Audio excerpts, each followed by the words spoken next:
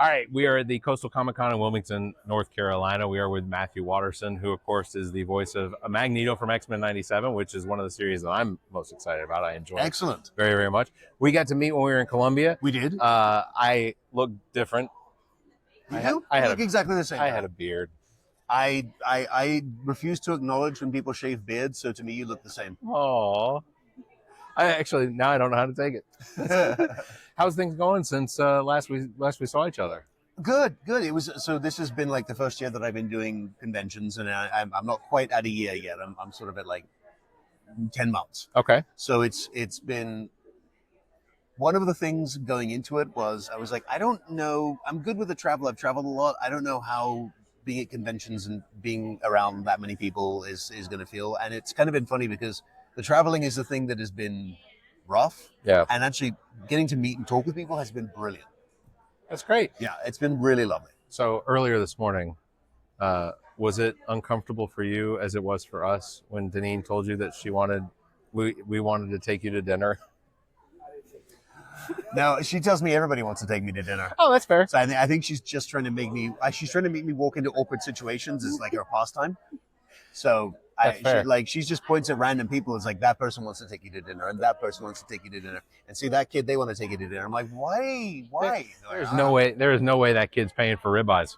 That's it. No, she's like, no, that one's going to stick. But that was the other thing. She did say, but all of them are going to stick you with the bill. I'm like, all right. We wouldn't have done that. I will just say when she said it, we all looked at each other. I think I verbally made a. So tell me about some of the other places you've been. Is this your first time to Wilmington? To Wilmington, yes. I was in Charlotte relatively recently. Okay.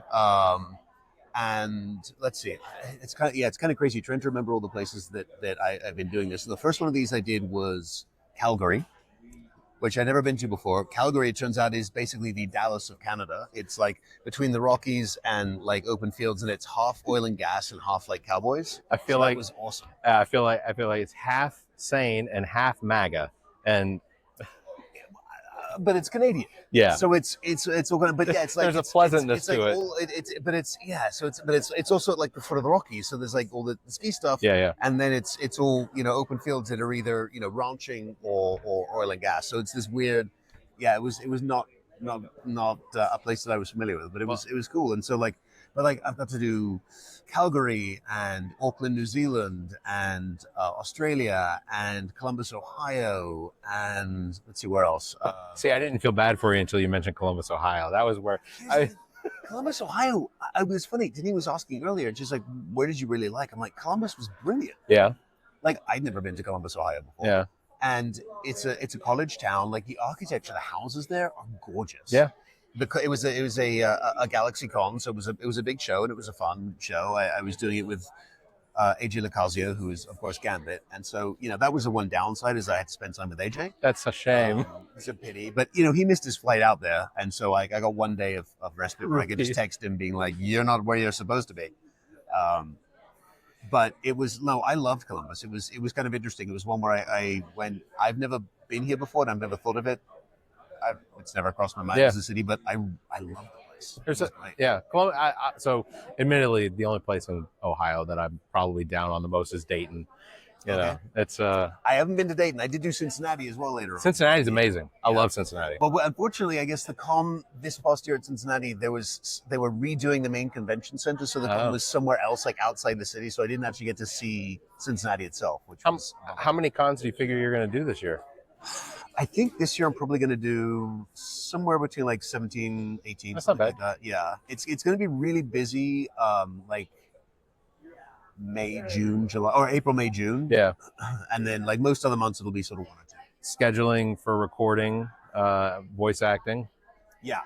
Well, and like most of the recording I do from home, from a studio at home. Oh, that's great. So it's great, and I can do auditions on the road pretty easily. Yeah. And I just do my sessions, and if I need to, I say like, okay, I can't record on Friday. Yeah. I gotta get on a plane. One of the things I get from listening to you all speak on panels and everything is that there's a genuine enjoyability of working with like Ross and with Cal and everybody else. Yeah, it's funny because we had I met Ross at the premiere. Yeah. And then, like a month or two after that, I got a phone call from my agent who said, "Hey, somebody who you're already doing a convention with has a convention in Nashville, and Ross is doing it, but somebody dropped out, and it's not a big con. But are you interested in doing it?" And I said, "Yeah," because I met Ross for 20 minutes and liked him, and I'm like, I would like to go do that on not necessarily for the con, but because I get to go and hang out with Ross for a weekend. Yeah.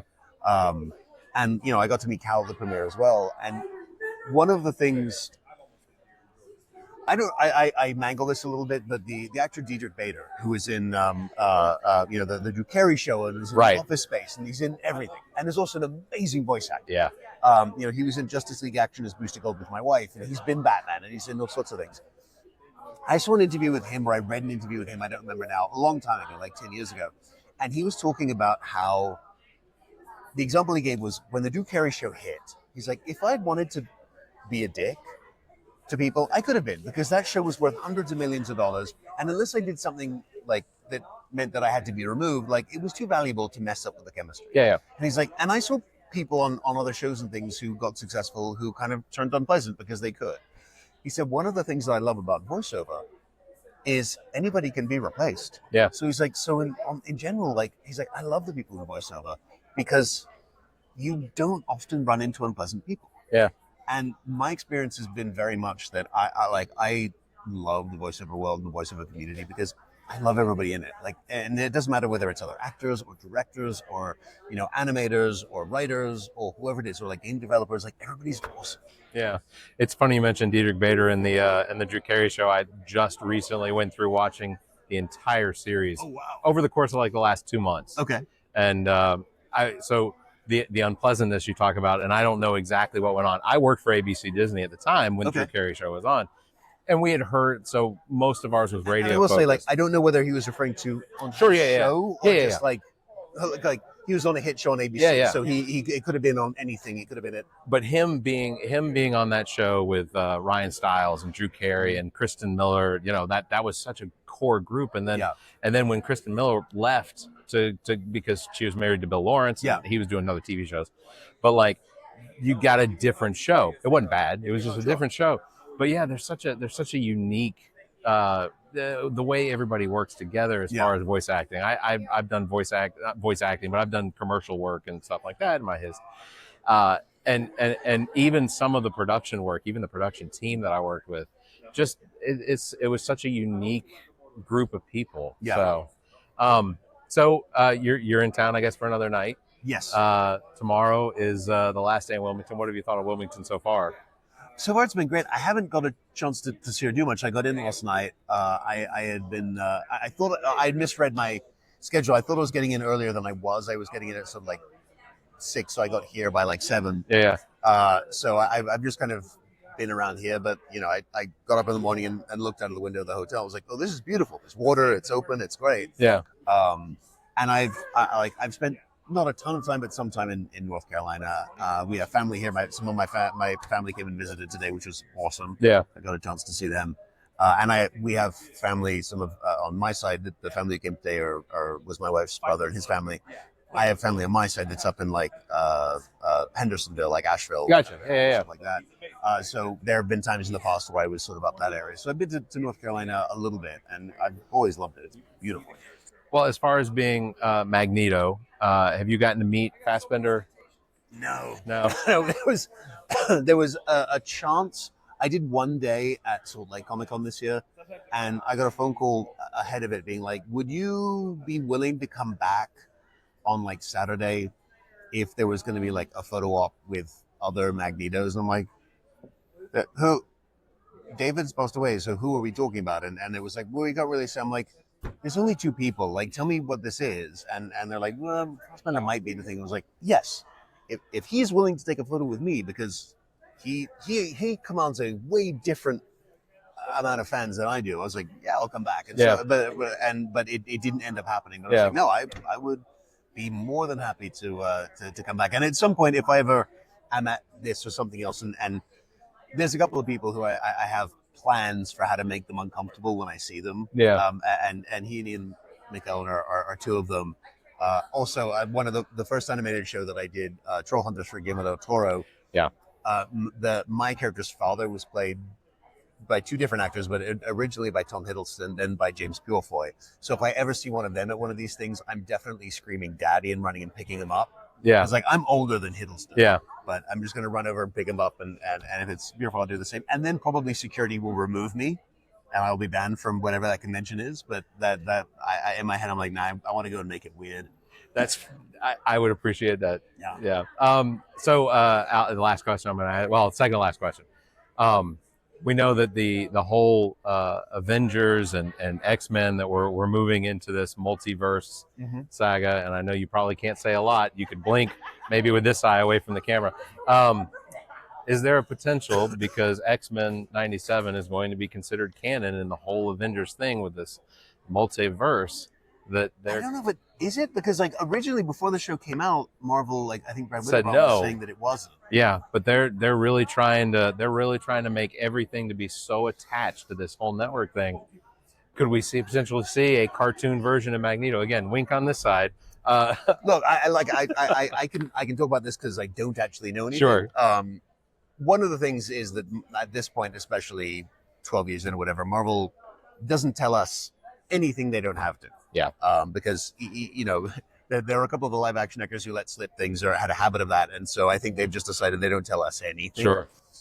I think I had said to Ross that like I was like and I could be totally wrong, but I had it in my head, and this might be fanciful, but like if our show had, which was originally supposed to come out in 23, right? It was like I feel like if it had come out in 23, there's a better than zero chance that at least maybe like Charles and Eric in their animated forms might have appeared in the Deadpool 3 movie. Yeah. I'm like, I could have seen them, like, because they were playing with that, I could have seen them jumping and at some point having going in and having them being able to come up like, what happened? Why are we 2D? What is the world coming? Kind of thing for like a split second. And I mentioned it to Ross, and he was like, oh, yeah, I actually can see that. Missed opportunity. Yeah, but whether anything will be done now, I don't know. Like, I got to be honest, like the people at Marvel who have everything in their head of like the whole multiverse thing, it's at this point they're 25 movies in or something. Like it's so complex that I can't. I don't have all of it, and I haven't seen every movie. I've seen most of the Marvel movies, but not all of them. So that I have bits of the puzzle missing. Yeah, I don't know. We'll see. I mean, look, if they call and ask, I am not saying no. Oh, 100%. Yeah, I'm absolutely in for it. But I don't know anything, and they may just be like, that's just one bridge too far, trying to knit that into this thing too. I still like the idea that it's possible. So it'd be fun. One of the things we do on our podcast that we ask our guests is we have 7 questions that we ask every guest. Okay. Just gonna ask you one of those. If your life were to be a movie, what would the opening soundtrack, the opening title song be? Probably the theme from Benny Hill. That's good. Yeah. Well, you grew up in the 90s, right? I was 80s and 90s. Yeah. So Benny Hill was pretty popular. Yeah. On repeat. So very good. And look, that opening sort of clown car sound, clown car music. Yeah. Is I feel like I hear that playing in my head just a lot of the time in my day-to-day life, and things are happening in the back of my head. I'm just like, yeah. Okay. That's fantastic. Makes sense. Well, Matthew, I really appreciate it. Thanks for coming on again, because we were so excited to find out you were going to be here again. Thank you so much. It's great. It was awesome in Columbia. So thank you very much again. Absolutely, man. All right, buddy. Have a great rest of the